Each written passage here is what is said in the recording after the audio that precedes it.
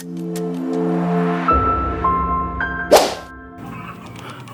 day and tutorial days uli natin ngayon, at ang ating topic ngayon is scale and text. So paano nga ba execute ito? Ito yung command tutorials natin. So dito is magki-create tayo ng text na pag kailangan nating mag-create ng mga text, letters, so type T at lalabas na yung text. So pwede nyo siyang i-adjust, then kung maliit o malaki, pwede nyo rin yung distance kung mahaba, or pwede rin kayo dito mag-size ng text.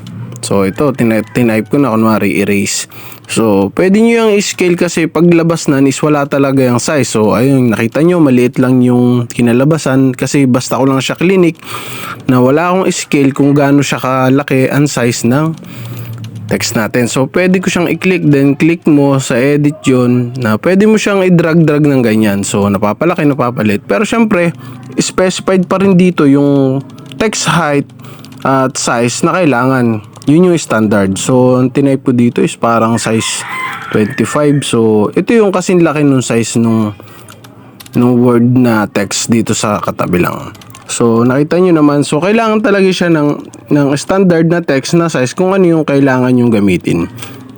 So trinatry ko din dito na ibahin yung kulay. Dito mapag-clinic nyo yung text size ay makikita nyo yung color, pwede nyo baguhin, pwede nyo i-edit, tsaka pwede nyo baguhin yung text na kung anong klaseng text ang gusto nyo, Roman o italic lang, ganun lang.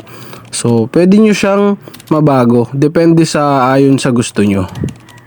Yan, tapos pwede nyo siyang i-move, ilagay nyo kung saan. Kung saan yung pinakamadaling makita, kung ano man yung specify na color, size, text at distance ng text nyo. So ayan. So ganun lang yung text types T, o marami pang uri ng text. So ituturo natin yan sa mga susunod. Kung may mga tanong pa kayo, comment lang kayo. Maraming salamat.